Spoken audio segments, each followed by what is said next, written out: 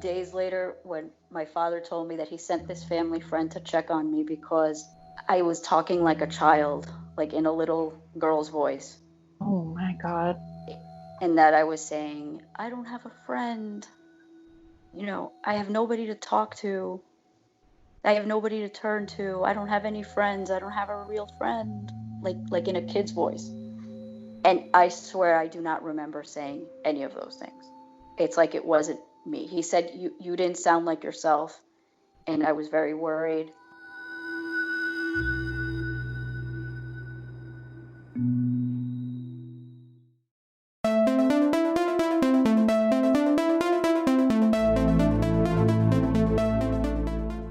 What if you moved into a place that was a scene of a crime? For our friend Angela on today's episode, that's what happened to her.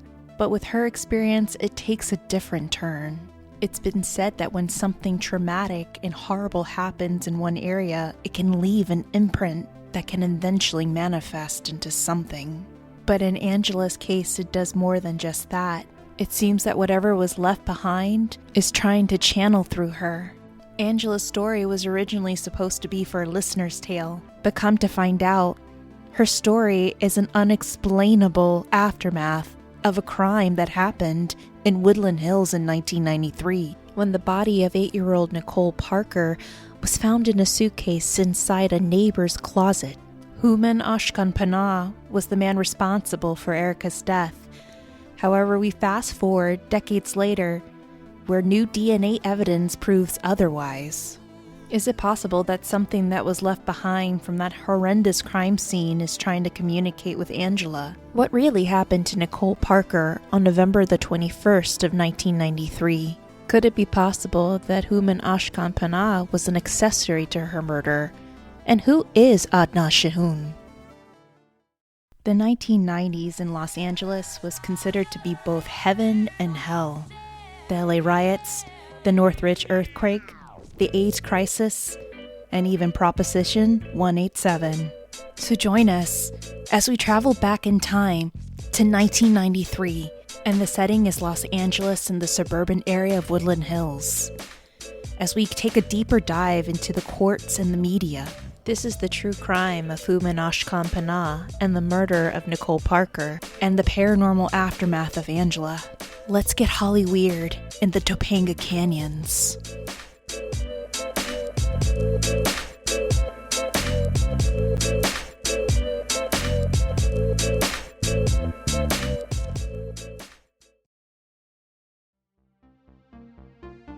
The episode and interview you're about to listen to was recorded via Skype during the COVID-19 stay-at-home order, so please pardon any in and out sounds, muffs, or any glitches that you might hear during this recording. Also, the following episode contains violent and graphic content. Listener discretion advised. Now, let's get Holly weird. Hey boo, hey guys, it's Holly Weird Paranormal, and we're still in quarantine.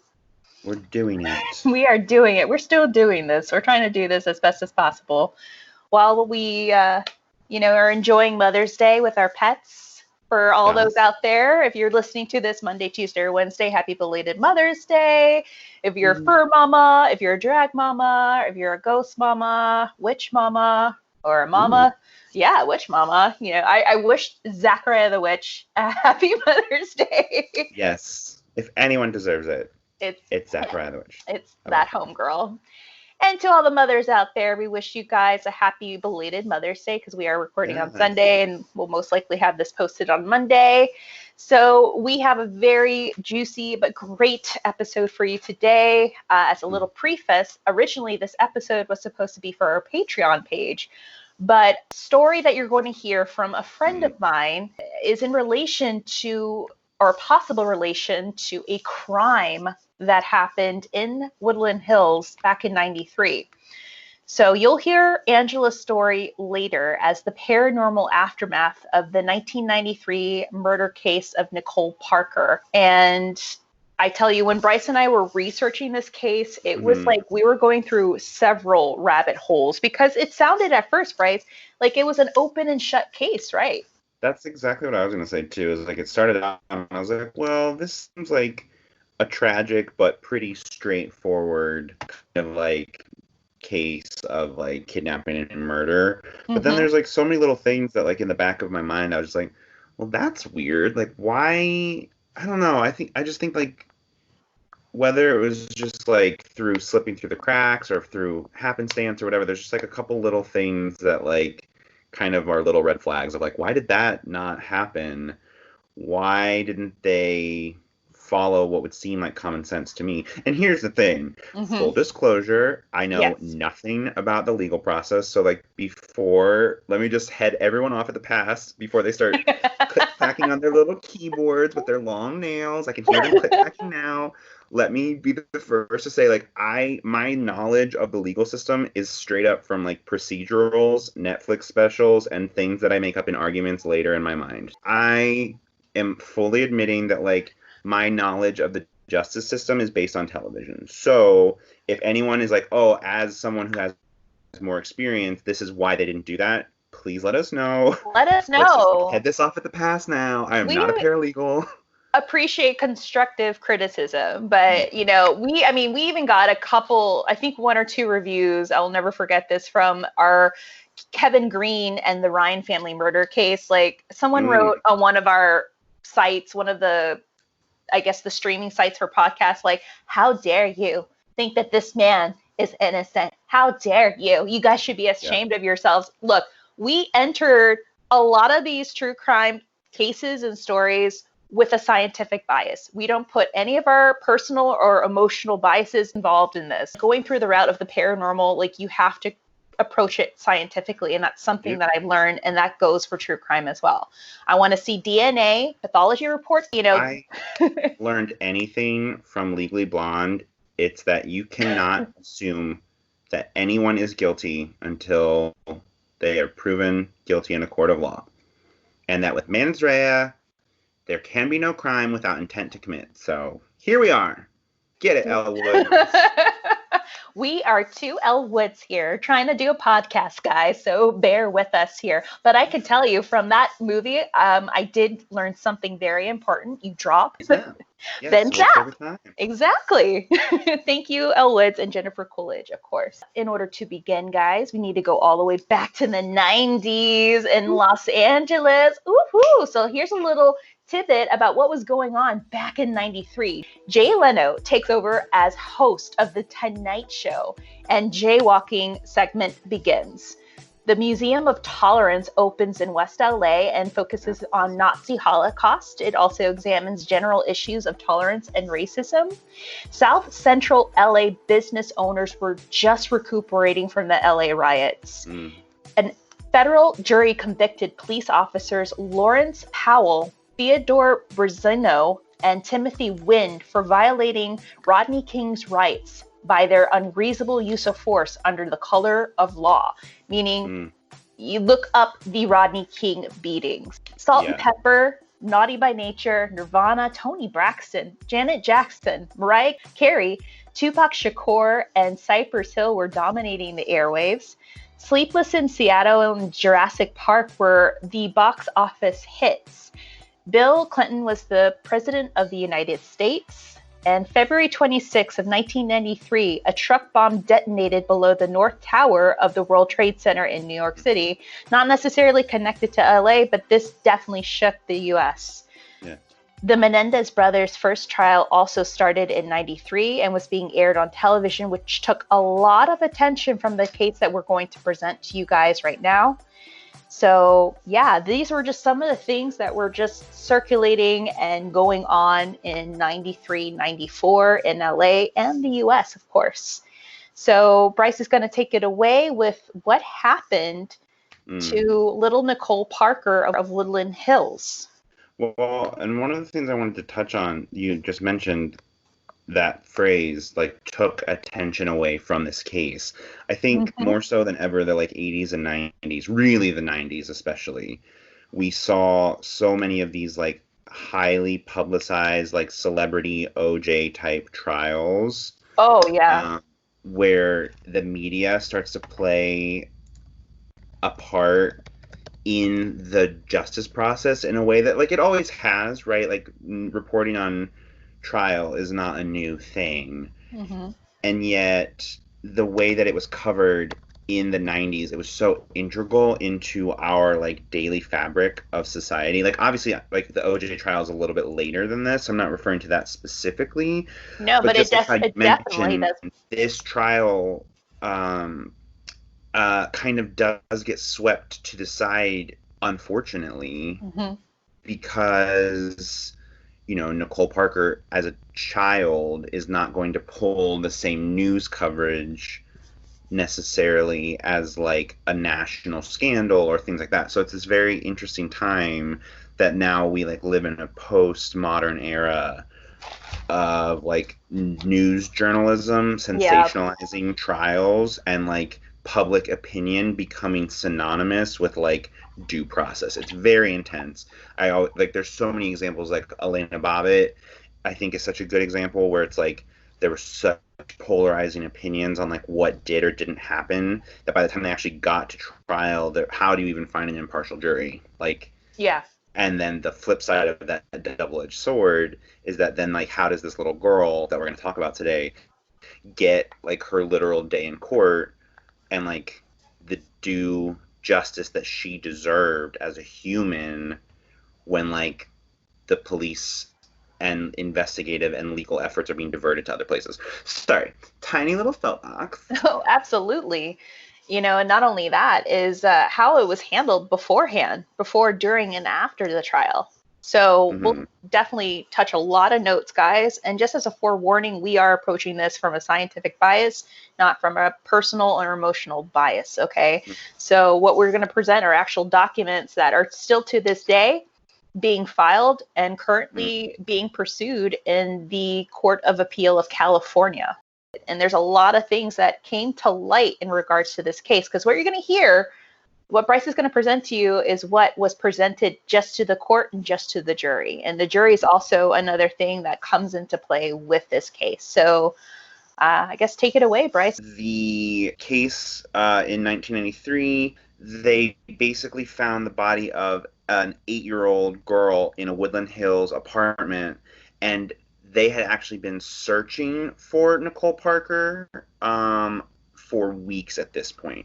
So she's found in November of 93, but they had actually been, the community had been searching for her, had been passing out flyers. I believe I read somewhere that like some 10,000 volunteers had been canvassing the area looking for her body. So her body was found in November of 93, and it was found, as many times is the case, in an apartment building in the same complex where she went missing. So she was with her father. At the time, her parents had joint custody, and so she was currently visiting her father in his apartment, and that same apartment complex is where they found her body, in the apartment of Hooman. I'm so sorry, I'm going to butcher this name. I think it's Askahcapana? Yes. So it's a Hooman Askahcapana. We could refer AshkanPanah. So Panah for short. Panah. Sorry for my amazing pronunciation. And so he's then arrested, obviously, on suspicion of murder because of her body being found. And he was a known neighbor to her father, obviously, in a small apartment complex. Those of you who live in them, if you don't know all of your neighbors, you certainly could recognize them. So It's not like he's an unknown entity. Initially, he was actually arrested on suspicion of kidnapping. So they actually suspected him a bit earlier, and it wasn't until they got the warrant to search his apartment and found her body that he was officially booked on initially just the murder charge, which then later morphed into several other horrifying charges, which we'll get to. So he was arrested, and as they were entering his home, apparently he had tried to kill himself as well. So they found him in the midst of a suicide attempt. He had attempted to slash his own wrists and overdose on some kind of pill. I don't actually. Do you remember what kind of pills? Not that it really matters, I guess, but There were sleeping pills. sleeping pills. Okay, so he had tried to overdose and had tried to cut his wrists when he kind of, in my opinion, saw the noose tightening. He basically then was immediately booked and put on high watch as a suicide risk, and they charged him based on his alleged involvement in the abduction. Trying to think. So then, the thing that's, I think, so sad, like, as her father, because she was last seen playing in, like, the courtyard of the apartment complex. Yeah, she was throwing a softball against the wall. Yeah, which is so interesting. Like, if you look back on, like, the history of our obsession as a nation with true crime, something that's so funny is the way that the, like, 70s, 80s, and 90s were such a fertile breeding ground for serial type crime and killing and even kidnapping, any kind of crime. My parents didn't know where I was 99% of the time. Like, I would come home for dinner, and we lived in, like, the deep country, and my friend who lived, like, a mile down the street, I would, like, bike to his house, he would get on his bike, and then we would go bike through, like, cornfields and up the river and down to the dam and, like, all over, like, backwoods Delaware County, Ohio. Wow. That would literally never happen now. Yeah. Never.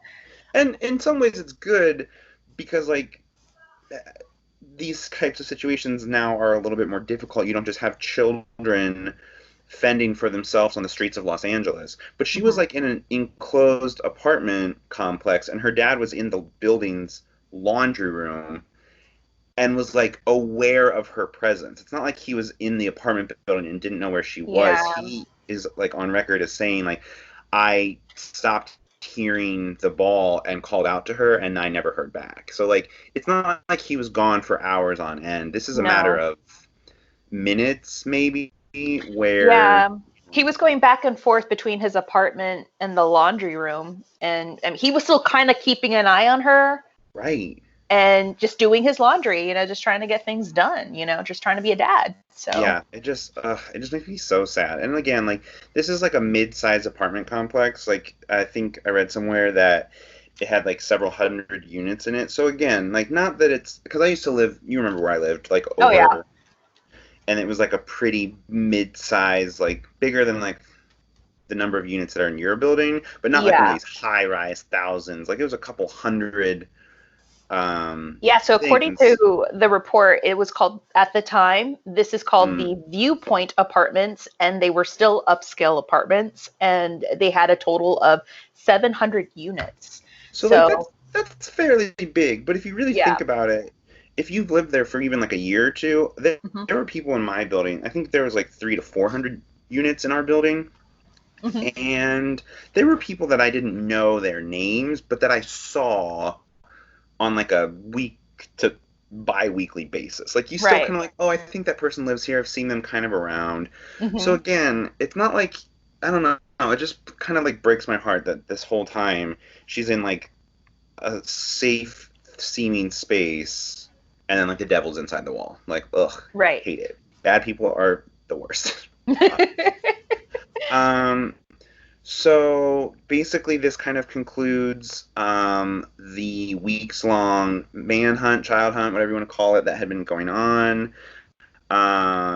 And they basically then close his apartment off and are looking for evidence. The community involvement, they had circulated like thousands of flyers, and there was a reward on her head. And Beau Bridges weirdly gets involved. Yes. The father and he, like, are Little League coaches together. Exactly. So then he kind of makes this, like, very impassioned plea to, like, bring her home, and, like, he kind of uses his, like, status at the time to help the process in, like, the platform that he has. And I have, like, kind of a weird, I guess it's, like, a morbid respect, because in a way, it's almost, like, aggrandizing, like, this, like, random celebrity is like getting involved, but at the same time, like, he's still a person and he has a platform, and like, I respect that he was, I don't know, I just always hate when people are like just celebrities need to like shut up and take their award and like get off the stage. And I don't know. I disagree with that. I think like they have this weird platform that like such a small percentage of humans have, and he was just doing like what he could do to contribute. Like he had a gift in his platform that like maybe his other people that were looking for her didn't. So it's like this weird little like addendum of like, oh yeah, and by the way, Bo Bridges like knew about this case and tried to help find her. Oh, okay. Only in LA. Oh, girl, I know that's right. Only in it's all about who you know. And Yeah. the father knew Bo Bridges, so there you have it. Love it. So Bo Bridges gets involved, and what happens after they approach, I guess, Panah's apartment? Because I know that they question a lot of the neighbors, and they also are and really the brother too, which makes me so sad. And the mother.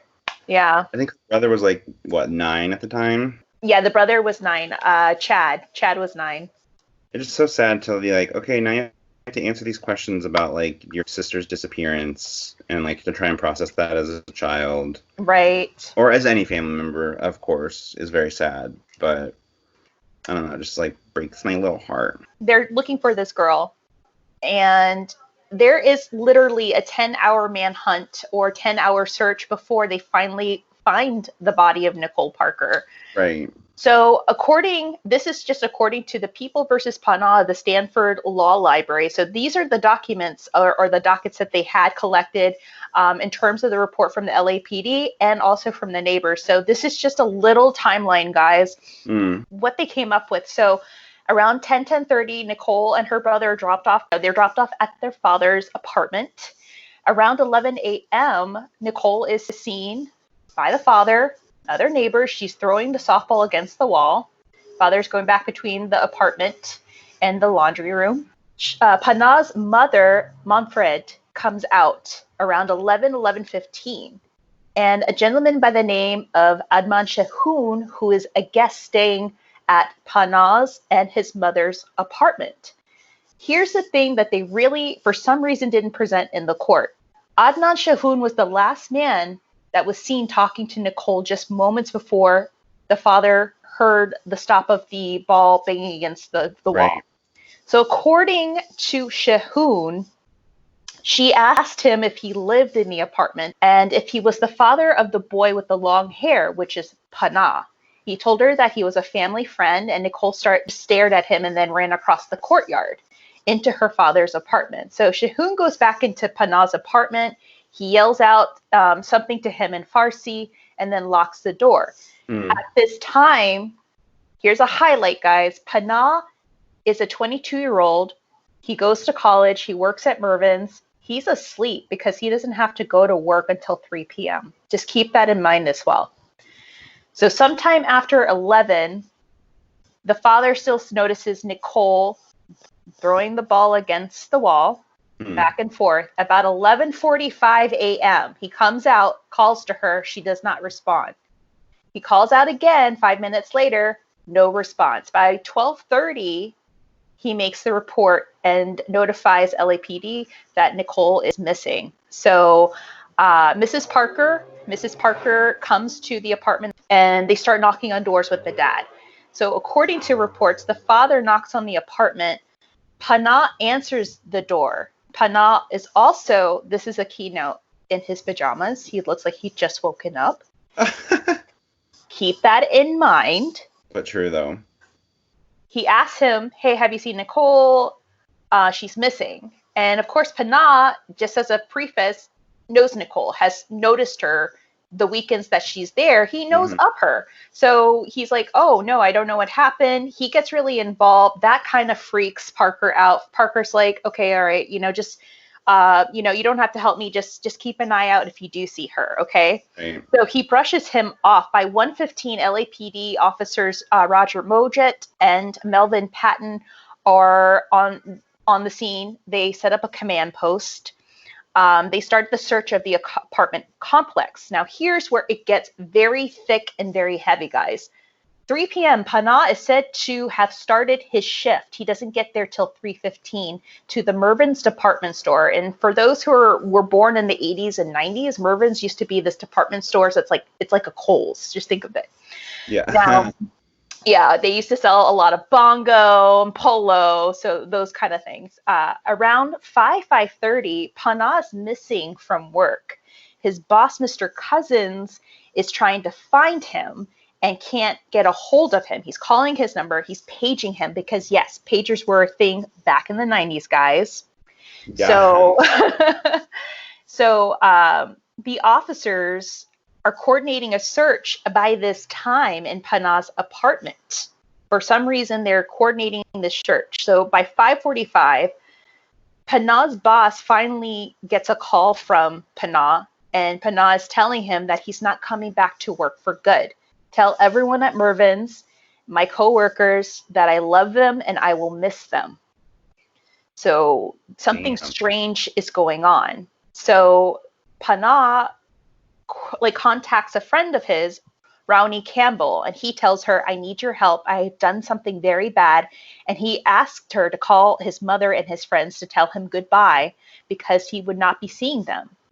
So she asked him what he had done, and he would tell her only that it's so big she would find out about it later. All right, so that's after 5:45. We hit 8 to 9 p.m. Adnan Shahoon is called to Panah's apartment and learns from the mom that the police are looking for a missing girl. He goes to her apartment and tells the police about his earlier encounter with Nicole. So Shahoon goes to the police and tells them, oh, yeah, I was talking to Nicole. So around 9 a.m., this is the next day, Panah's friend is awakened by Panah knocking on her window. His wrists are completely slashed, and there's dry blood all over his clothes from the day before and his wrists. So she lets him into her apartment, and he wanted her to buy him a bunch of sleeping pills. He wants to end his life. He says that he's been having hallucinations, that he's been seeing these men in cloaks telling him that he needs to kill himself. And so by that time, the neighbor is like, this is looking very, very odd. Right. So she just goes straight to the point. She's like, do you have something to do with the little girl that is missing in this apartment? And he goes, yes. Damn. And when she asks him if the little girl was still alive, Panah says no. Now keep this in mind. Here, I want you guys to also highlight this. She asks him, do you know if she is not alive? Or are you assuming that because of what you have done that is so bad, she is not alive? This is word from the LAPD report. This is Panah's answer. She is not alive. Let's highlight that. Jesus Christ. He knows that she's not alive. But here's the thing that I kept on going to this remark, that he didn't answer her by saying, what I have done to her is bad and she's not alive. So then she freaks out, the neighbor. Then the neighbor notifies LAPD. LAPD at 10 a.m. starts to search Panah's apartment and his BMW. They do find bloodstained knives and bloodstains in the interior of the car that do belong to Panah. They also notice that there's no trace of a body in his trunk. Let's just put a pin in that too. So eventually, the police officers and LAPD, they're going in and out of the apartment 4 times. Count that. 1, 2, 3, 4. They finally get a search warrant. By the 5th time they go into her apartment, mind you, the first 4 times when they went in there with a K9 unit, mind you, they did not find anything. For some reason, by the 5th time, they find a suitcase with the body of Nicole Parker in the suitcase in Panah's closet. But here's where it gets even more fucked up. They take out the suitcase, they take out Nicole's body, and they dump the body on Panah's bed. So already the entire crime scene is completely ruined. But here's another thing that they find interesting in Panah's bedroom. There's a video camera on a tripod that's set on his dresser. Because here's a little backstory of Panah. He's 22 years old. He has a girlfriend. He has a pretty young thing that he's dating and screwing. He has a very active sex life. He's into kinky sex. And of course, he's going to record everything. Jesus Christ. All right. But for some reason, they don't take the video camera and the cassette in the video camera or anything that belongs to the camera into a search. They just totally ignore that for some reason. But they find the body, they contaminate the body, they dump the body on the bed. So they take the body, the suitcase, the bed sheets. It's so crazy to me for obviously for reasons, but like there's protocol when there's suspected sexual misconduct with a minor. Like there are things they automatically search, like possession of child porn and intent to distribute and like sexual battery. Like there's these things that like are automatic assumptions when like a minor is involved. Like, oh great, like then we need to check these things immediately. Like hard drive, all of it. And all of it, be like, oh, he has a video camera and film. No, we're just not gonna take that. Like, what? Like, you have to. You have to. You do. But it's just very odd that they don't take a lot of things into their research. It causes a lot of question. But all fingers are pointing to Panah, because while they're questioning Panah said that, I rather carry the girl's bones with me for good. Jesus. So, but you have to understand too, when they were questioning Panah, they didn't wait until his whatever stimulants he had in his system cleared. They were questioning him while he was, and I quote, that he was going through a temporary acute psychosis that was brought on by the stimulants in his system. And when you go through an acute temporary psychosis, according to my research, it is stimulated from LSD, from other drugs that you put into your system. So of course he's going to hallucinate and say things that he's not, he has no control of saying. So he is brought into custody. He is automatically tried and he is sentenced to death. Okay, so you think, guys, it is an open and shut case. He did it. Obviously he did it. He knew something happened to the girl. He most likely did something to the girl. All fingers point at Panah. Right. But here are some of the things that really struck a chord with me when I go onto the free Hooman Askahcapana website. Why is his appeal being approved in the Supreme California Court? Right. How come the DNA that was tested wasn't brought to the court's attention? How come the jury consisted of people from Nicole Parker's community? You had the preacher from her church, you had people from her softball team, and you also had people from her community church. So you had people that were coming in with their emotions. Of course, all fingers are going to point to this man. He did it. The body was in the closet. That's it. But here's the things, guys. Science points to other questions. How come that when they took the DNA, it wasn't presented to court? And in 2011, in an appeal, the DNA was tested. Panah's DNA was a type B. Nicole Parker's DNA is type A. What they found on the scene was a type AB. Panah's DNA was not found anywhere on Nicole's body. Fingerprints were not taken of Nicole's body. The bed sheets obviously had Panah's DNA and fingerprints because the night before, Panah went out. He partied. He had sex with his girlfriend. It was all over. They found secretion. They found semen that belonged to him, but nothing that belonged to Nicole. How come Adnan Shehun, who was the last person seen talking to Nicole, was not a person of interest? And how come his DNA was not collected? Right. Let's just put that out there. And think about it too. This is 1993. Al-Qaeda tried to bomb the World Trade Center in 1993. Panah is an Iranian man. He's an immigrant being tried for the death of a Caucasian 8-year-old child. It does not look good for him. It really doesn't. He is the first Iranian man on death row in San Quentin. So there are a lot of things that for some reason back in 1993 through 1995 that were not presented in his court case. And just as a forewarning, this is from the forensic analytical DNA report that was presented in 2015 by Mr. Joseph Trelio, who is the attorney to Mr. Panah, that the first doctor, the first scientist, the first person that was supposed to handle the DNA evidence lies in trial.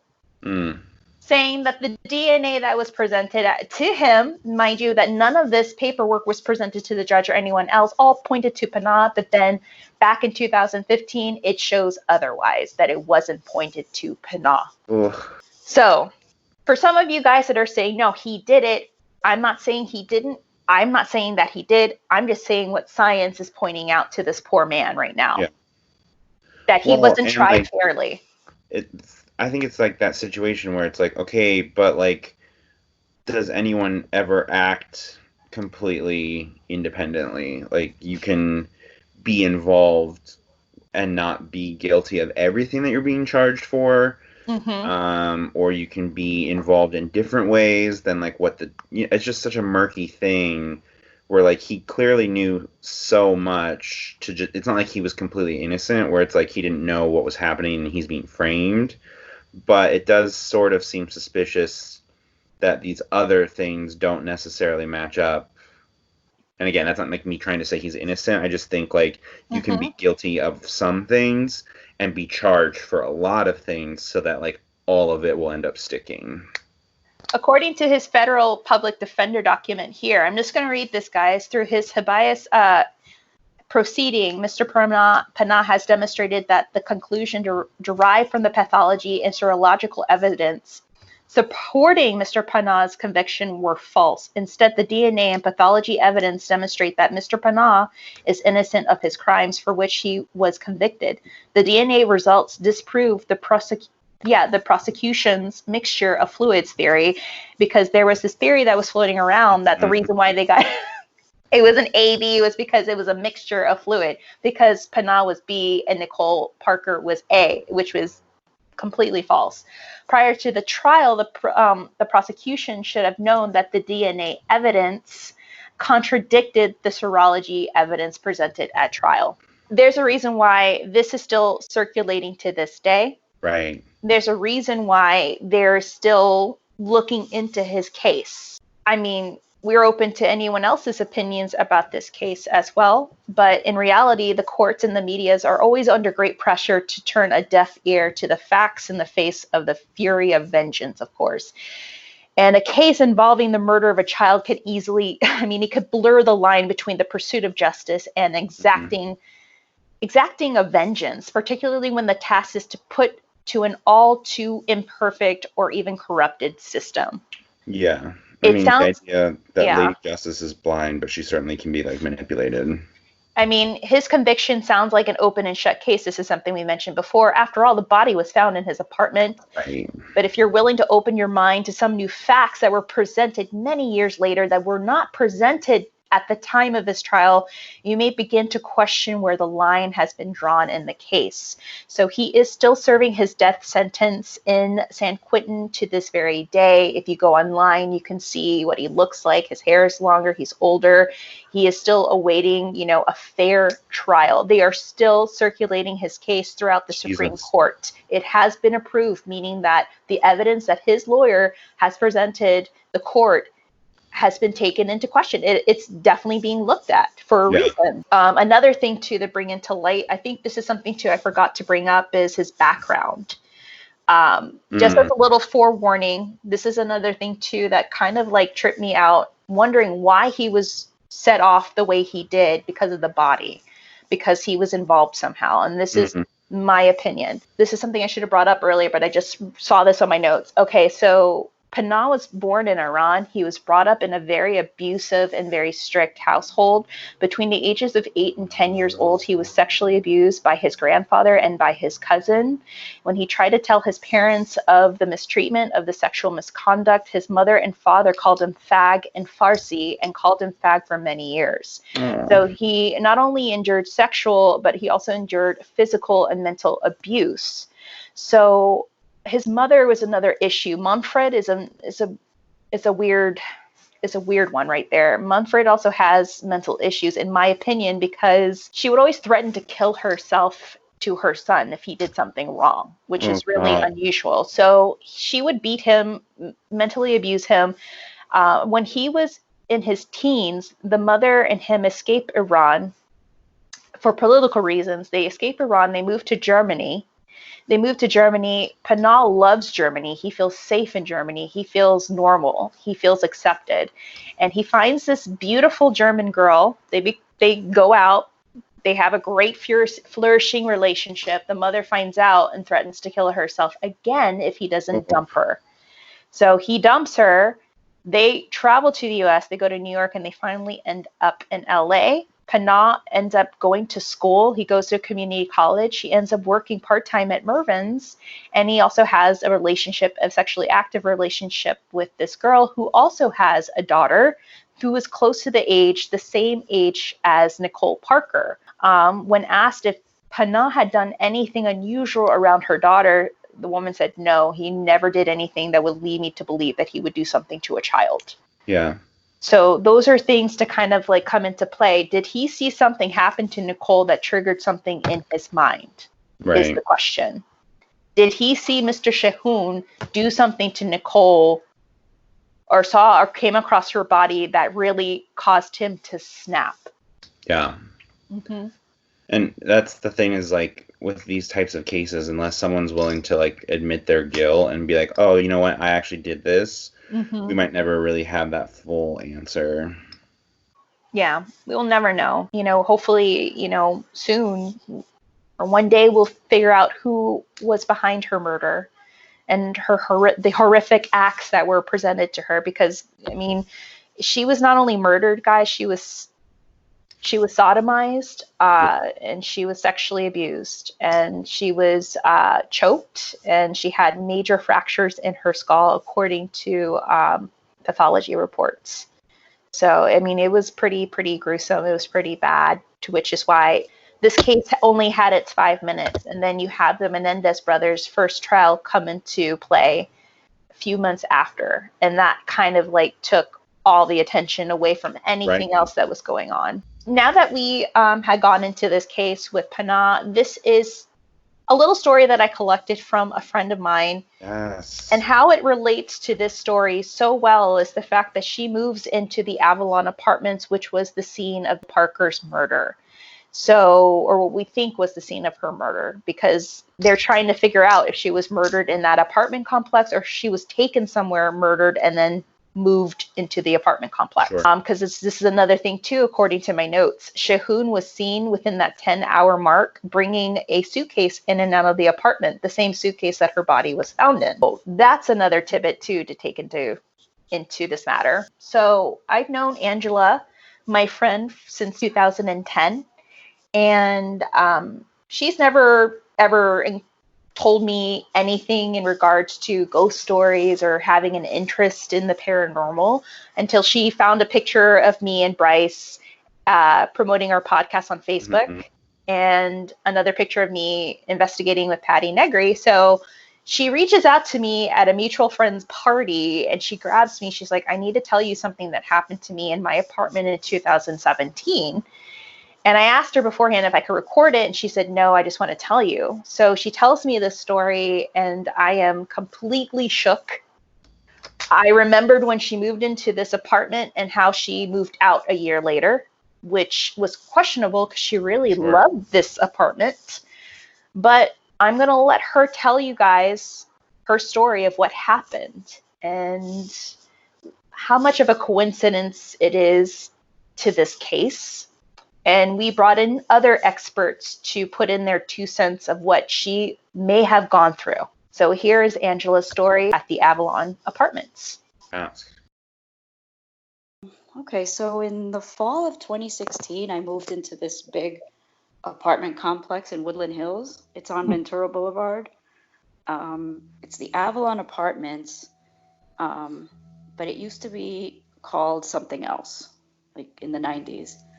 And I guess the beginning of my story is like the first week or so that I moved in, I had this neighbor who, he was a little strange. He was friendly, but he was a little weird. And he just told me that a lot of weird things happened there, that there's a lot of crime, that there was mailbox theft, and that some bad things had happened there with children that had gone missing, and that a little girl had been killed in the building in the 90s. And he gave me her name too. Do you remember her name? I don't know if it was Nicole Parker or something Parker. Okay. I don't remember the name. But it just really spooked me out, and I was kind of upset that he even told me this, because I had just moved in the building. Right. And I was happy I was moving to a new place, and then he told me this scary story, and he told me that it happened in our building, and it was in one of the courtyard apartments that this little girl was killed. And when he gave me her name, I Googled it and I researched it, and it happened in the late 90s.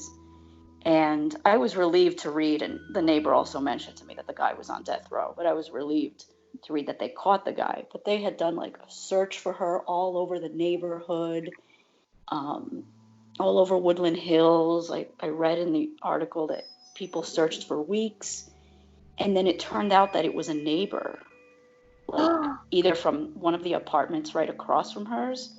I don't know if it was next to or across the courtyard from hers, that had kidnapped the little girl and killed her in his apartment. So when I read about it, and knowing that something so horrible happened in the building that I lived in, even though, I mean, I was like a few floors up, I was on the 3rd floor, but it's weird. I don't know if it was like because I knew about it, but from that point on, there were times where I felt really spooked living there, because my apartment it was on an upper floor on the 3rd floor, but it faced that courtyard where it happened. So I could look down, like when I would walk to my front door, and I could look down and see the courtyard. And I knew it was one of those apartments. I didn't know exactly which one. So from that point on, I never even wanted to walk through that courtyard. Like when I would take the stairs, I wouldn't want to take the stairs to the courtyard and then take the other stairs. Because it just felt eerie. You just didn't feel comfortable. There was just a bad vibe to it, right? Yeah. And then while I was living there, at times, they were these loft-style apartments. And I never lived in a loft-style apartment before, so I thought it would be cool to try. But the entrance always had a weird energy to me. Like, there were times where I felt like there was something there. Like, I just had there was like a weird feeling. Like, I'd be in my living room and I could see the entrance and the staircase that leads upstairs to the bedroom area. And sometimes I would just have like an eerie feeling, like there was something there. In the staircase. Yeah, and in the entrance to the apartment. Oh, wow. Yeah, it was really spooky.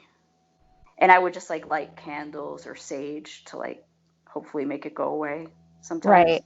You just knew that something was there, and did you feel like it was negative, or it was just a different feeling, like depressed or angry or something else?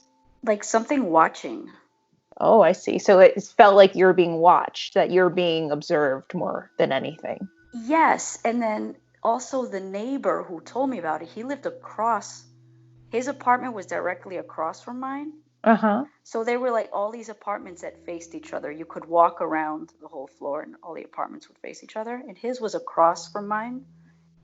And it was weird. Like, I don't think it was the same day that he told me that story, but maybe a week later, he asked me if I wanted to switch apartments with him. And I thought that was a very weird thing to ask. That is a very unusual thing to ask. And I said no. And I'm like, I wonder if it's because he lives right above the apartment where this happened. And like maybe if he's getting some sort of phenomenon that is unexplainable. Yeah, and I thought it was such a weird thing to ask, because it's like, I just signed a lease. Like, I'm not going to switch apartments Just Yeah, that shouldn't like be asked of me. that's a That should very go weird, straight. yeah. You should go So talk to the I said, landlord. no, I'm fine.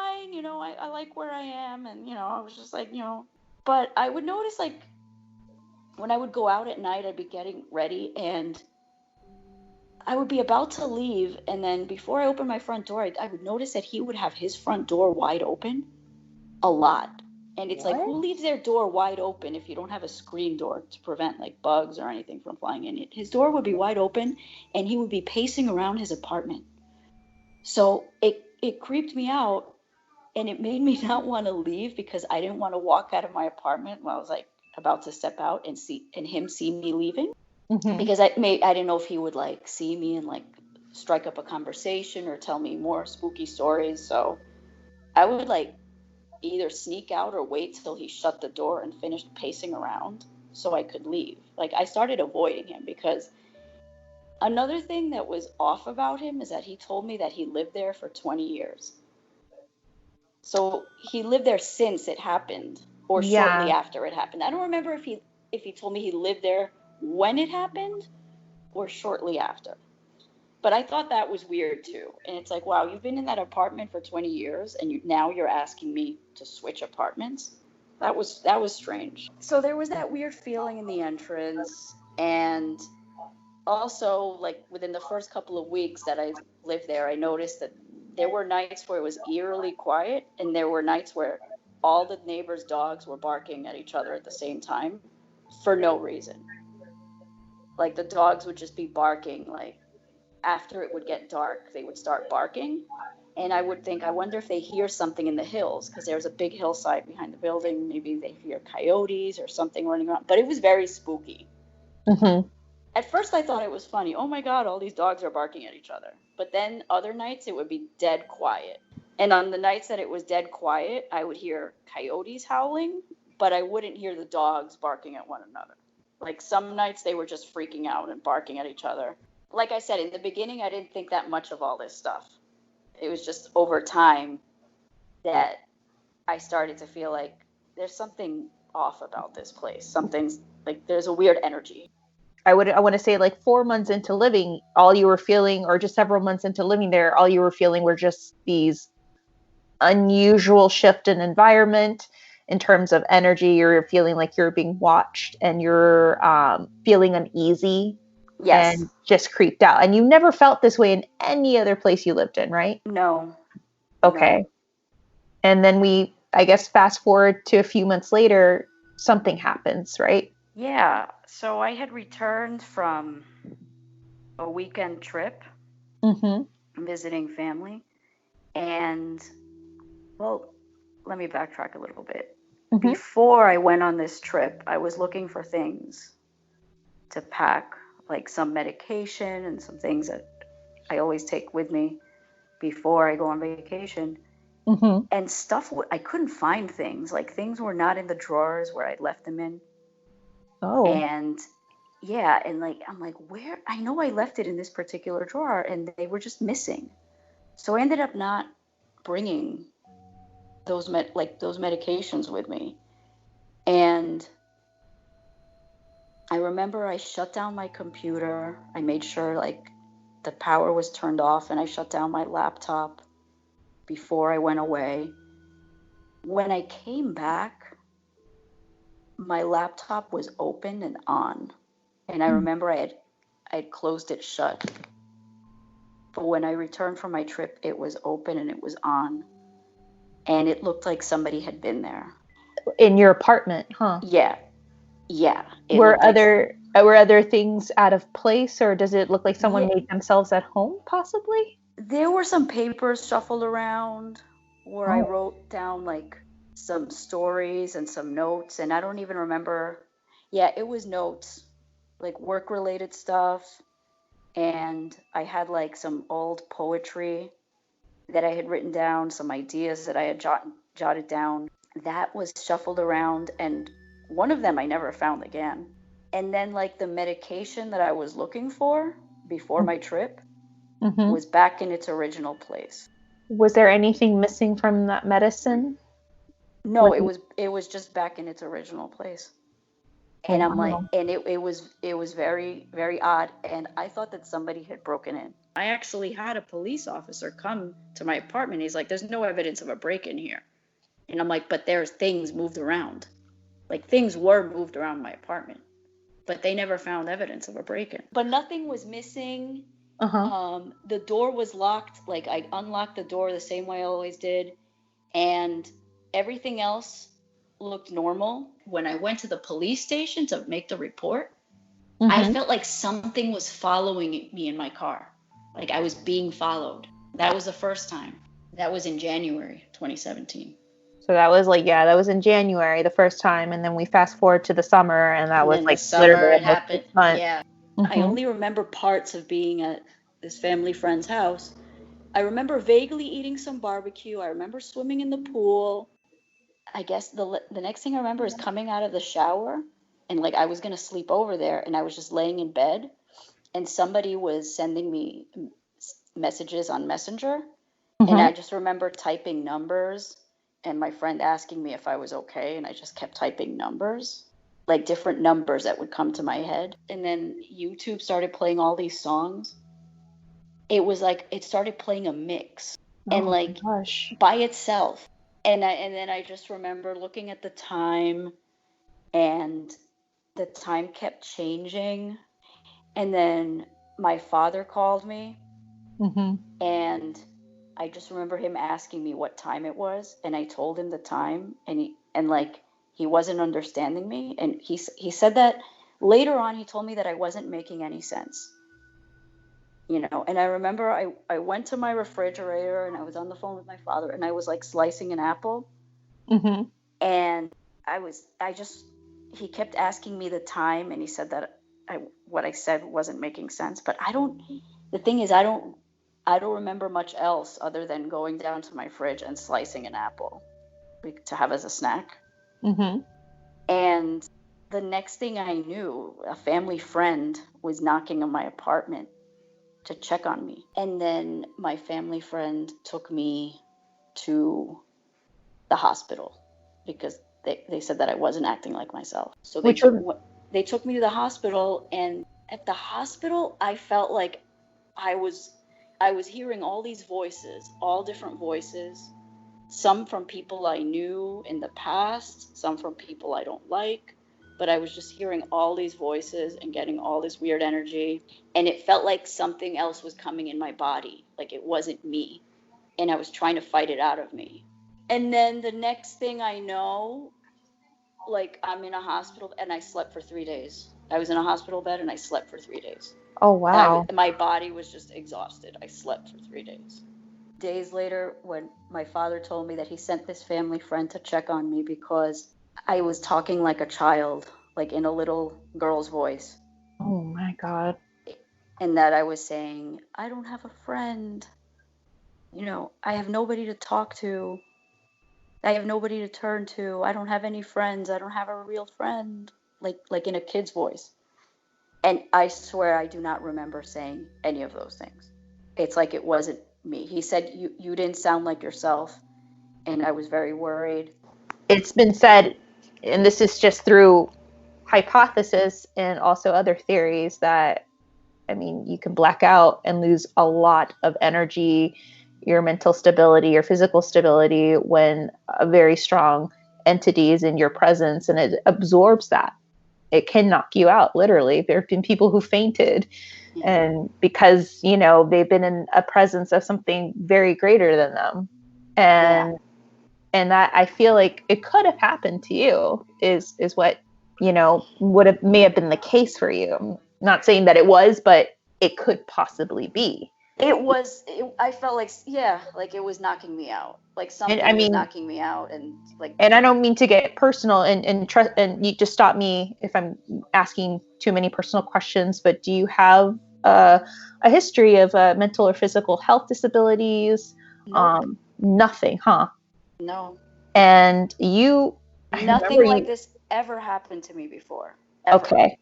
And I remember before you told me this story too, and this is for our listeners, like, before this happened, you weren't a believer in the spirituality in the spiritual world. You never had anything like this happen to you until you moved into this apartment, right? Right. When I type in Avalon apartments, I'm getting a lot of man shot in front of apartment, Avalon apartment, and then more of these cases. Yeah, that sounds about right. That's pretty much what I found when I did the research too. Yeah, the name Exactly. Nicole No, Parker, you everything got that it you're right. saying, and other strange unsolved Yeah, crimes that yeah. happened on the property. Whether there's 12 buildings, 12 to 15 buildings, Mm-hmm. and I remember reading that on the other end of the property, a little boy was beaten with a bat, and they never found the killer. So I think there's something else there, It could be. because it felt like something was after me and something was trying to possess me. Actually, I think something did possess me because of those blackouts that I had. Mm-hmm. I mean, it was really scary. And I think, when I was brought to the hospital, they thought I was just having an episode, like that I was crazy. That is something that you've never experienced before, but why now? And no one could give you an explanation as to why that happened, right? Yeah, no. They thought, they put me on a 72-hour hold. They thought that I was, going crazy, and that I needed a mental health professional. Like, once I woke up after the 3 days, that I needed psychiatric help. And the nurses, they recommended a psychiatrist and a therapist to work with. That's what, my insurance provided. And I followed up with all of that. And they asked me if I had a history of mental illness. I told them no, I never experienced anything like this. And I even talked to them about what I felt happened to me. And the psychiatrist was mostly dismissive. He said most of the time, none of this ever happened, to people. It's just that they're having an episode. Sometimes stress in people's life can cause these things. And he mostly shrugged it off. My therapist was more open, and basically she said, well, have you thought about talking to a priest? Sometimes that helps some people. And maybe the next apartment you move into, maybe you'll want to have it blessed. So she was making suggestions like that, but I don't know if she really believed what I was telling her happened to me either. But she wasn't dismissive about it, at least. She thought maybe my relationship problems were making me believe these things, because I was having relationship problems at the time. I really think there was something paranormal there, because I wasn't me, and I never experienced anything like that before. And after the first time it happened, I thought, oh, maybe I'm just paranoid because that neighbor told me these creepy stories and I'm just scared. Mm-hmm. But then when it happened the second time, it just confirmed in my mind, there's something weird here. There's something strange here. There's a weird energy. There's something paranormal. I'd read on Yelp in the hidden reviews, somebody wrote, "This place is haunted. I know it sounds crazy, but it's true." And when I read that, I'm like, okay, other people have experienced weird things here. Yeah. It doesn't. So I'm not losing my mind. Mm-hmm. That was validation. I don't have a mental illness. There's ghosts here. There's something demonic. There's something wrong here. There's something spiritual and, maybe evil. And I could vouch for you. I could vouch for you in that sense, because I've known you for years. We have a mutual friend, and you've always been a very average, independent person. You've always maintained a job, your own living. You live by yourself in Los Angeles. You're a working girl. That says a lot. You're pretty balanced and you're stable. I kind of get emotional you telling me that, you have these professionals that are keeping you on hold, and that's scary in itself. And everything just started happening right after you moved into this complex that has a lot of dark history. Yeah. And there's something there that I think it knows that you're and I know this too, you're a very strong individual, and maybe they took advantage of that. whatever is there, at least it was validated, in that one hidden remark. I'm on Yelp trying to find it too, but even in these remarks and these reviews of the Avalon, it is all negative. Like, no one has had a really good experience here. It's not a safe area. It doesn't seem like it's maintained and taken care of. It seems like it's slowly being neglected, is the sense I'm getting. The thing is, it looks really beautiful on the outside. Yeah, that's what I'm looking. There's like gorgeous views. Like, it's a great location right near the freeway. But there was something spooky about when I'd exit that place and go down that hill on Ventura Boulevard. Yeah. To get on the freeway. There was a creepy feeling about it. Oh, yeah. And I mean, looking at these reports, there's reports of theft, there's gunshots, there's people being killed on the curb or right around the corner. It just doesn't seem like probably the best place to live around that area. And the thing is, after I moved out, because I waited for my lease to end, so I wouldn't have a lease break fee or, any problems with the management there. All of that stopped. I never had any so-called episodes again. Yes, you moved out. I felt safe. Yeah, I felt safe in the next place I was in. I didn't feel any weird energies or anything. It just stopped. It just stopped. And that says a lot, too, about that location and not you. It made me realize, well, first of all, it made me truly believe in the paranormal. This stuff is real. There are ghosts, there are demonic forces, there are, negative energies and spirits in certain places. And also it made me wonder how many people are misdiagnosed as mentally ill when they're not. Maybe they're experiencing something paranormal that's making them black out or making them have episodes, but it's related to something haunting where they live. It's true. No, we've mentioned this before because we've talked about mental illness and even in some sense like the paranormal. Or when people say they're hearing voices. That could be a possible relation. Absolutely. Because we don't know. Spirits. Yeah. Because it's a thought. Yeah, it is a thought. It's a very good thought to kind of bring up, especially in the paranormal community, because a lot of times in a lot of cases, they're sent to facilities to be observed, and that's something that did happen to you. Oh, absolutely.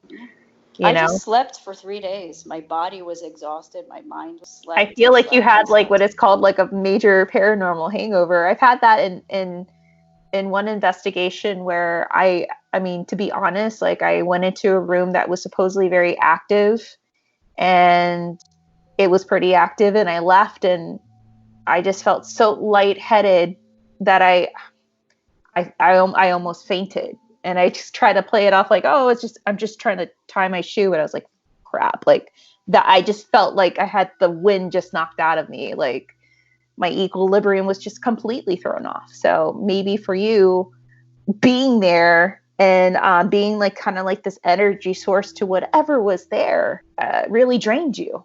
It really drained you. Yeah. That, I don't think you're crazy. None of us that are listening to this or will listen to this will think that, because I'm sure they possibly went through something similar, if not close to it, Can we go into like the course of your move? So you're moving out of the apartment. Did anything happen in your apartment during that move? Did you feel like a sense of resistance, or everything was just like, nope, it was just fine. You just left and that was it? It was fine. I just left and that was it. I didn't feel any resistance. Okay, that's good. And just no interaction with the neighbor. The neighbor never ever mentioned anything unusual that would happen around that area with your apartment or whatnot. Again, I'm going back to the first few weeks right after I moved in. He did mention that there was a lot of bad things have happened here. People break into the mailboxes. He mentioned a little girl that was killed, and he said something to me like, "You're a nice girl. I would hate to see something happen to you." I see. And I just thought he was referring to crime in general. But that's what I was going to ask. Now I think he meant something else. that's what I was kind of leaning towards. Like, was there like a hidden message underneath that? Like, I think so. yeah, I I kind of thought he sensed was that. a little weird. I thought he was a little weird. Like, he was friendly, but I thought he was also kind of creepy. Mm-hmm. Not creepy like a creeper trying to hit on me, just the way he talked. Right. It reminded me, like, I don't know. It reminded me like the old man in the horror movies that's warning the kids about being somewhere. Right. I don't know if it was Friday the 13th or one of the movies where the kids are going to the campground and there's like a creepy old man that's trying to warn them. Yes, actually, it was the first one. Yeah, so it kind of reminds me of that, like the remarks he was making to me and the way he was saying them, kind of like there was like a hidden message there, like he was trying to warn me somehow. Like, you're so nice. I'd hate to see something happen to you. You're such a nice girl. And like, it was just spooky the way he was saying it. Right. And at first I'm like, okay, you're just worried that's, somebody might try to break into my mail or like steal, or break into my car. But I never saw anything like that. I never saw like petty crimes or like, I always like, I read people report it on Yelp, but I didn't see that happen to any of my neighbors. I didn't see any cars get broken into. Like, nobody in my building reported anything like that. Like, it seemed pretty safe in that aspect while I was living there. Mm-hmm. It was just that creepy feeling that I would get near the entrance, the stairwell. It's like, it felt like there was something there watching. It could be tied to the energy of that place. It could be tied to the energy of the hills. There's so many hypotheses that are linked to what you're feeling. It could be maybe the restless energies of people who died around there. Because I'm still looking at reports and there's a lot of crime. Yeah, for some place that advertises as this beautiful, tranquil living community, it was completely the opposite.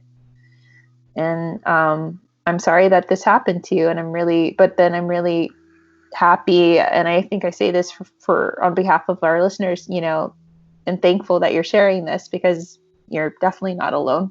But now you have more of an understanding and more belief in, I guess, the other side, right? Yeah, and if I'm ever near that area, I try to avoid driving past, because it creeps me out. I try to avoid driving past it. Yeah. I bet it's like a prickly feeling. You're like, oh, that sends me shivers, of course. Yeah. I remember when you moved out, and I remember that. I remember that time frame, and I was like, oh, that was pretty fast. Like, I wonder what happened. Like, maybe she didn't like her apartment, and now I know why. No, it's a really nice place. Yeah. No, I'm looking at pictures. The grounds are beautiful. The views are awesome. But yeah, I just, and there would be weeks at a time where things would feel fine there.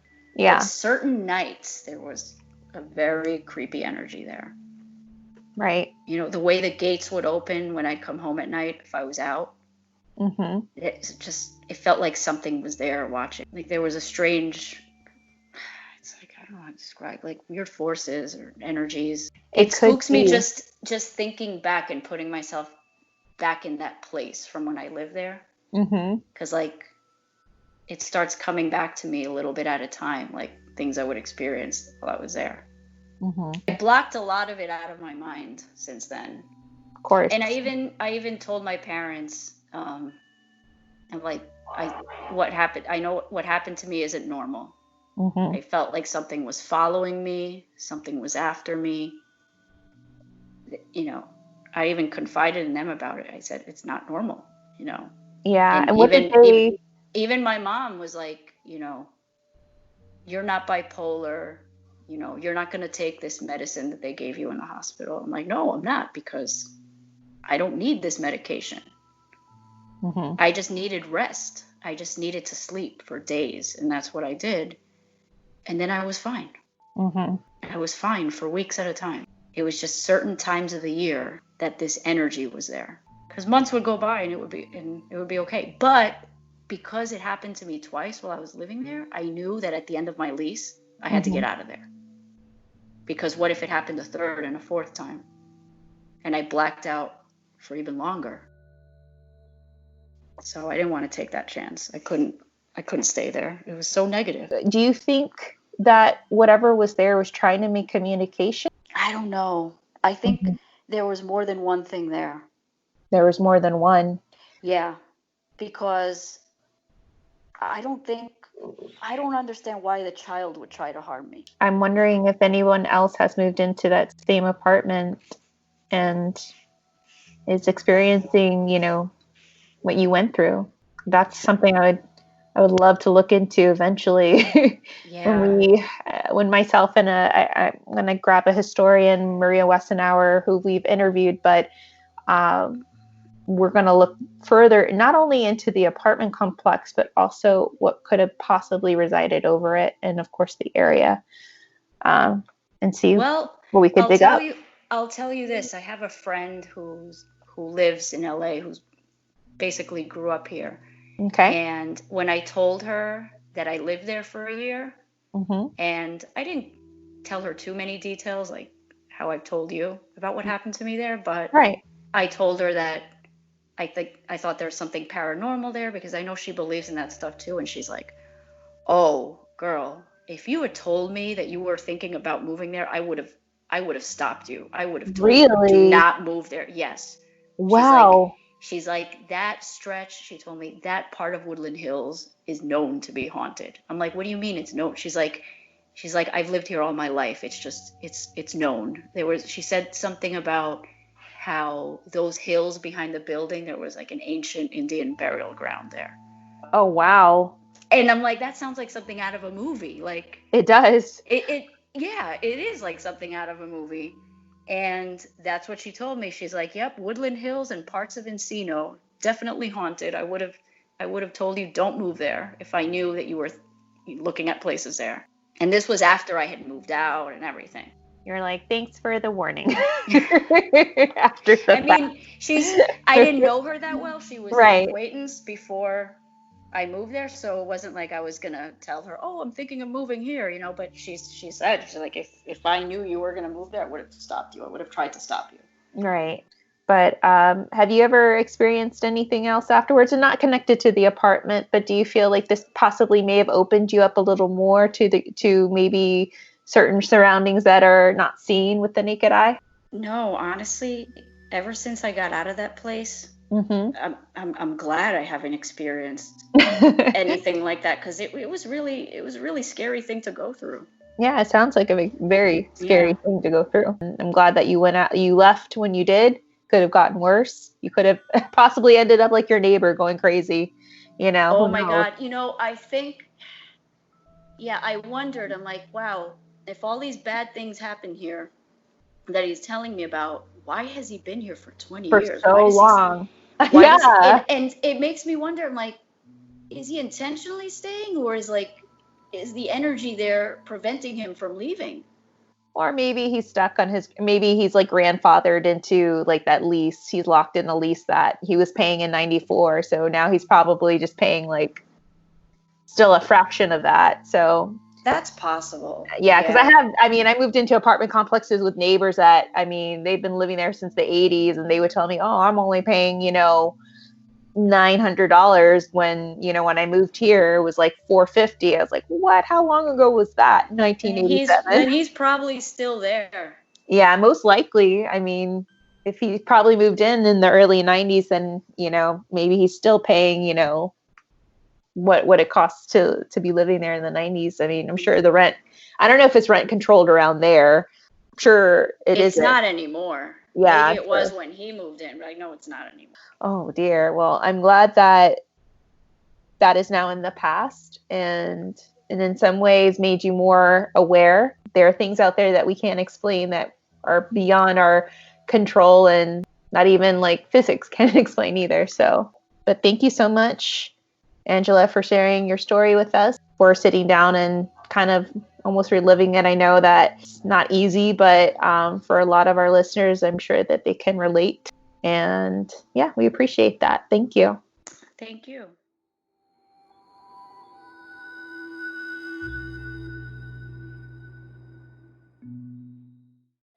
Bryce and let's do a post on her story.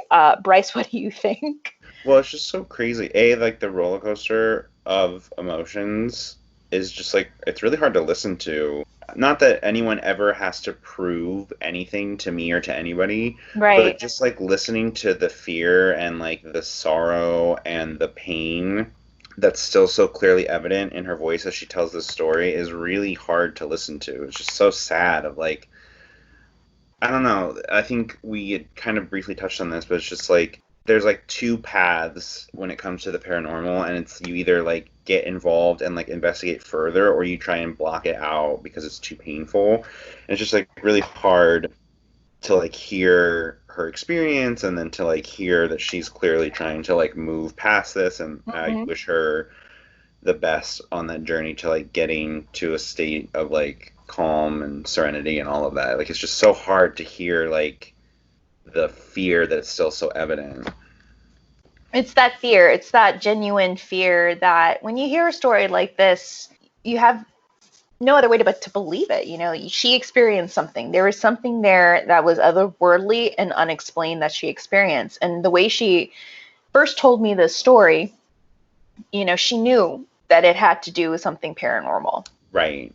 And then finally, guys, like this is like a few months later that I recorded the story because she didn't want me to record the story at first. She wanted time and I allowed it that. And then I reached out to her again. I was like, I really want to do the story. I feel like you need to really say your story. It would really help with the process because I'm sure other people in our community experience something like this. Yeah.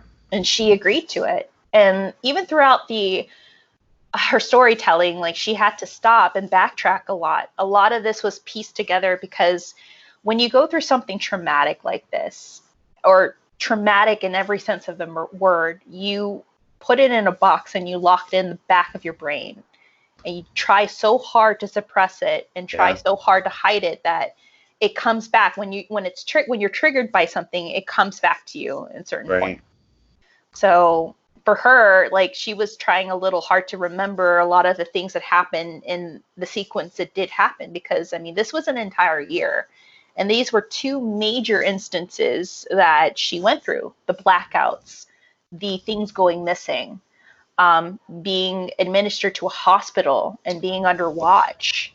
It's really heartbreaking to have professionals tell you, we think you're crazy. I mean, I even got a little emotional when she was telling me the story because she knew she went through something and it wasn't something that was mentally triggering to her mind or her body. It was just something that was unexplainable happening. And how can you explain that to healthcare professionals, you know? How can you explain that to anyone? And that's the thing that's so crazy too, is that like once she left, not that she needs like some kind of validation from us, but just like once she left and all of these things ceased, like thank God nothing like followed her and that she could just like start to move on with her life, but also like what I hope would be like validation for her is just like, oh, it was this location, it wasn't like me making things up. No.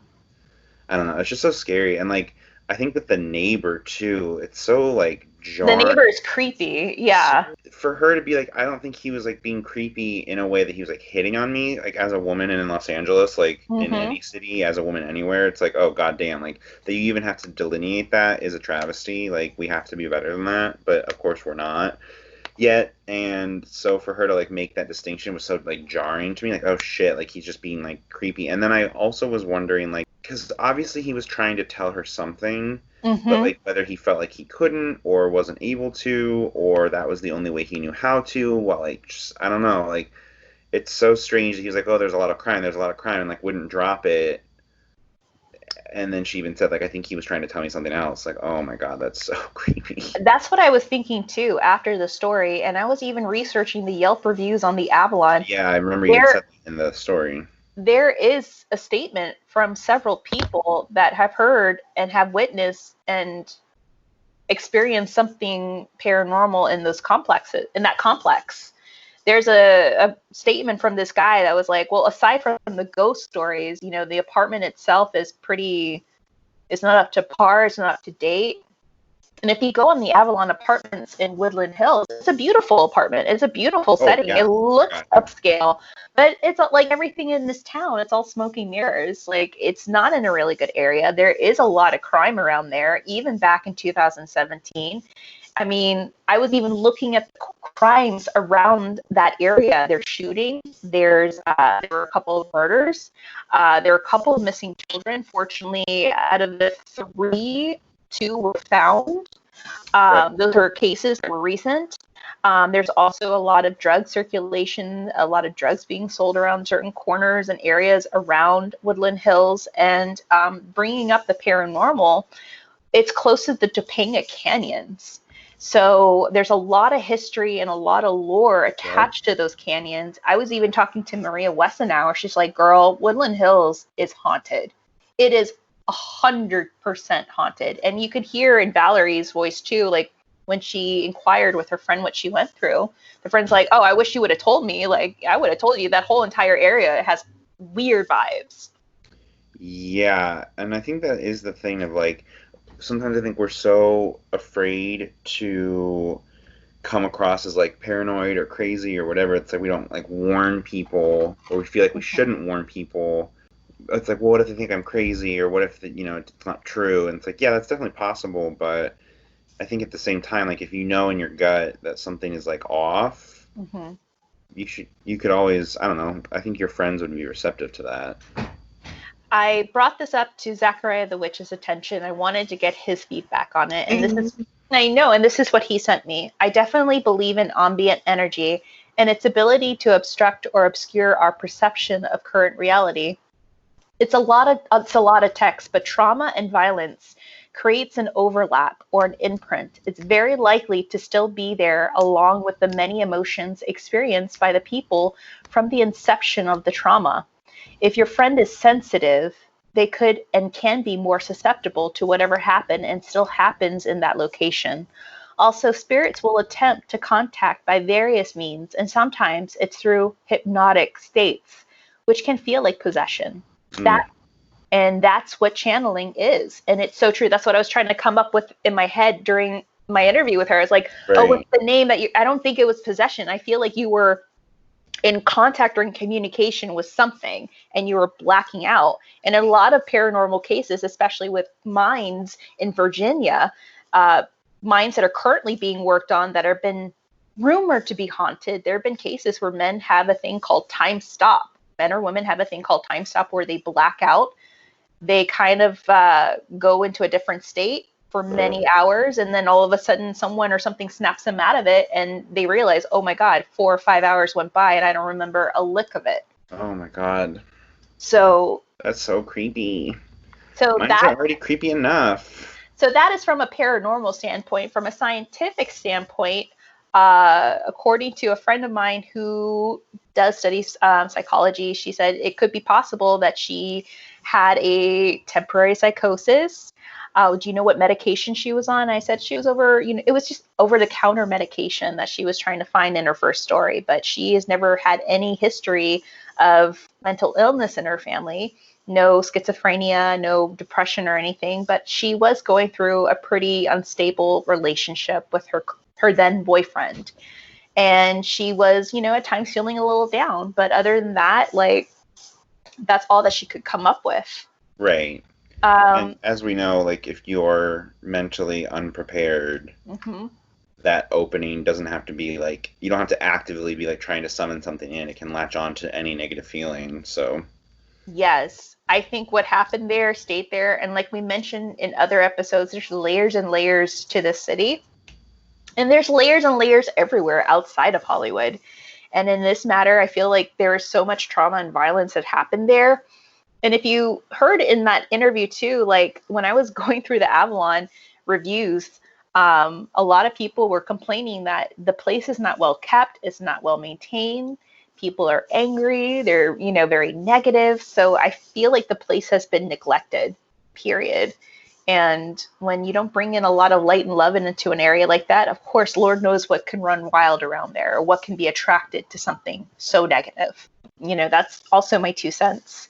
Right. All in all, what do you think she went through, in your opinion, before we close? Like, what do you think she went through? And do you think that it's parallel to the Nicole Parker case? I mean, I think the only thing that I can say with certainty is that there is certainly a lot of chaotic negative energy that she, for whatever reason, was incredibly susceptible to. Mm-hmm. It's so hard to say without like experiencing things personally, and like it's so weird because even like times that we've been out and about, we experience things completely differently, and you have like a completely different background than I have, so we bring our own baggage to it, and Mm-hmm. it's so hard to say objectively without like experience. Based on what she was talking about, who knows? I mean, I think at the very least she went through some paranormal trauma Mm-hmm. of like being susceptible to the, at the very least, chaotic energy that's bubbling up there, whether that's from just the murder or the canyon itself or the chaos that's since ensued, or who even knows, like the crazy neighbor, like that's the kind of energy that's being poured out. Mm-hmm. So who knows? It's hard to say. Obviously, like it's so sad again to just like hear like that her first or biggest paranormal experience was so like damaging is really, really sad. That's true. For some people who have had paranormal experiences, there's some that have had, interesting ones, not so great ones, very negative ones, and positive ones. But in her case, you want everyone to have the like their mother talks to them from beyond the grave, and it's like a moment of closure, and it's like beautiful. But unfortunately, that's not like the reality for many people. Exactly. I think that she went through something spiritually. I think something was trying to communicate with her there, and I felt that whatever she was going through made her vulnerable to anything that was around. She was paranoid after what the neighbor said. Totally. What she has is validation. She's had people witness this weird state she was in, and then the whole conversation with her father. The father even validated that at one point she sounded like a little child. Ugh, that's so creepy. So was she channeling the spirit of young Nicole Parker? Is she lonely? Is she still there? Is there some part of her there because something did traumatic happen to her there that could call her back or keep her there? Is it possible that Adnan Shahoon's spirit is around there? Because it turns out, too, that Shahoon was killed, shot to death a few years after that murder occurred. He died at the age of 44, I believe. Oh. So is it possible that he's there watching whomever is living around the courtyard? Because that was another thing, too, that she felt like she was being watched. Or was it just a case of paranoia? That's another thing too. Living by herself, being scared by the neighbor. Is it a case of paranoia? And but your own energy, your own energy. But I feel that she definitely is sensitive to something there, and it was trying to make communication, and it used her to channel. I think what she was going through was definitely a channeling, because after she leaves, it stops. It just completely comes to an end, and that's it. And I will vouch for Angela. I've known her since 2010.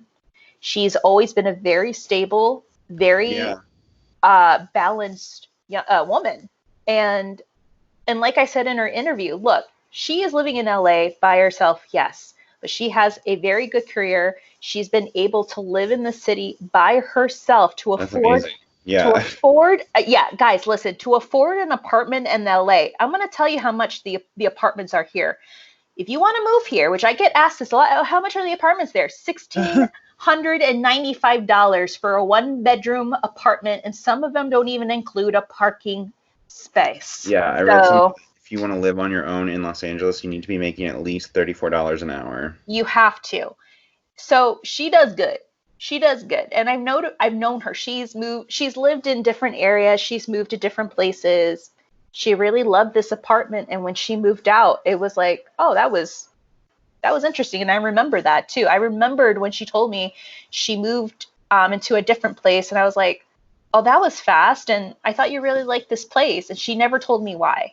Right. So now I see why. Now I understand. Well, and like mad kudos to her. Like, I would probably, well, let's not get carried away, but I would probably stay somewhere for rent control that was haunted. Yeah. But like kudos to her for like taking her destiny into her hands and like getting herself into like a safe situation, and even at the cost of like a place that she loved, to like put herself first. Like, mad respect to that. And like, it's so easy, especially for people who don't believe or don't really know what they do believe, to just be like, I'm crazy. And especially when like doctors are telling you you're crazy, just like, I'll stick it out. Like, God knows what would have happened had she continued to stay in that situation. Thank God that she like prioritized herself enough to get out. And like, you know, again, I actually don't know this woman, but it's just like, you have a fan cheering from the valley. Yes, you do. And we all know that if Bryce was in this situation, he wouldn't have lasted a year there, guys. Girl, no fucking way.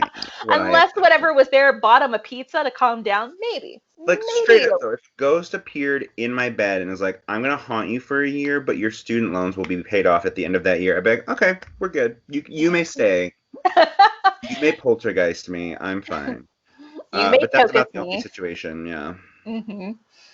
Well, we are open to hear anyone else's constructive criticism. Please keep it positive, guys. We've mentioned this before. Like, you know who we are. You can say whatever you want. We already know it. Can't be meaner to me than I am. So, like, come on. You're warned. You're warned. It's fine. Yeah. It's fine. But we have a couple little thank yous, though, before we sign off, guys. I just want to say thank you to everyone who's reached out to us recently. I know. It's so sweet. Like, it's so hard to not ugly cry in front of my husband and dog. It's like, it's just a sense of warmth and community. And I just want to say thank you, especially for the podcast community. A big thank you to Jessica from the podcast, The New Utah Podcast. She reached out to me, and I mean, we exchanged some emails, and she's really sweet. And definitely, guys, go and give them a listen, give them a like. They're a really good group of Utahns. So please do. And then we want to say thank you to you guys who've been signing up for Patreon and that's so sweet, and increasing your pledge. I mean, I don't want to cry right now, but thank you so much. Oh, it's such a unsteady time. And yeah, I'm just a little emotional. Where's my chicken nuggets? Before the episode, my husband grabbed me chicken strips because that's what I wanted for Mother's Day. If you're not drying your tears with a chicken strip, you are not podcasting. Exactly. So yeah, thank you guys so much. Thank you to Jonathan Murphy. He increased his pledge. We love you, Jonathan Murphy. Thank you to Keisha. Raquel, thank you so much for your donation. To Tiffany Toller, she increased her pledge from 3 to 5. Thank you so much. Thank you. To Aubrey Nestor, to Shannon T, thank you guys so much. Like, you guys don't have to, but it really does help us out. It really, truly does. I mean, when I tell people what it goes towards our little merches that we send to our Patreon members. Yeah. It goes to our hosting site, the site to host our website, all these little things that make this podcast train moving, to make all our highly weirdos even more weird. We really, truly do appreciate it. I didn't mean to cry like a little baby, but girl, please. I'm on like a daily schedule. Are you still crying in your car on your way to work? Yep, every day.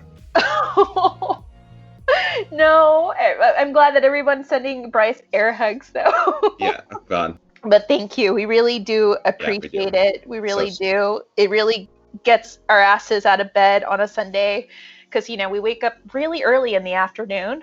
And speak for yourself. My dog is awake at 5 a.m. every day, ready to go, booping me in the face.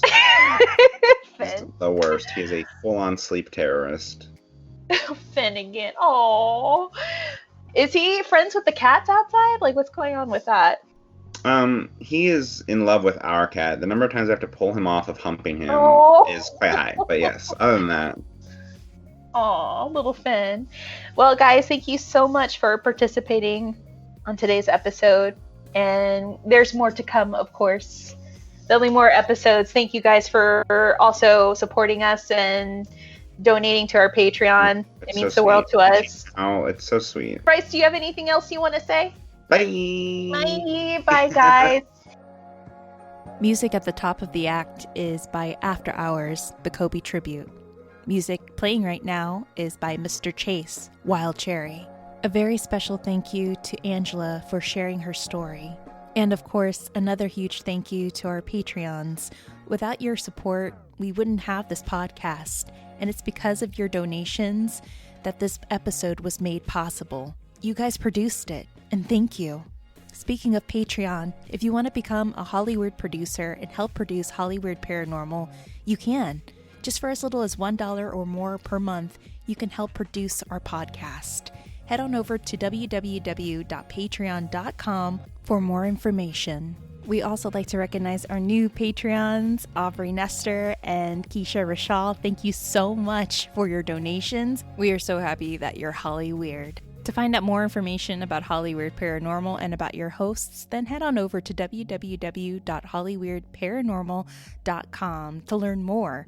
Also get caught up on past and current episodes and seasons through our website, and take a trip and browse through our merch store. Check out the new retro threads and graphic designs by our friend Noisy Project. If you love Hollywood Paranormal, we'd love for you to subscribe, rate, and give us an awesome review on iTunes. It really helps us out a lot, and it helps us become a little more visible. Can't get enough of Hollywood Paranormal?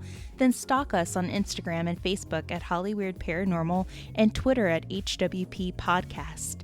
Have a story that you're dying to share, no pun intended, then email us at hollyweirdparanormal@gmail.com. Want to hear more Hollywood Paranormal? Well, you can. You can catch up on our past and current episodes and seasons on blueberry.net, Apple Podcasts, Google Podcasts, Android, Stitcher, Google Play, CastBox, Player FM, and Spotify. We're everywhere. Till next time, friends, always remember to stay safe, stay healthy, take care of yourself, and most of all, stay Holly Weird. We'll leave you with the rest of Wild Cherry by Mr. Chase.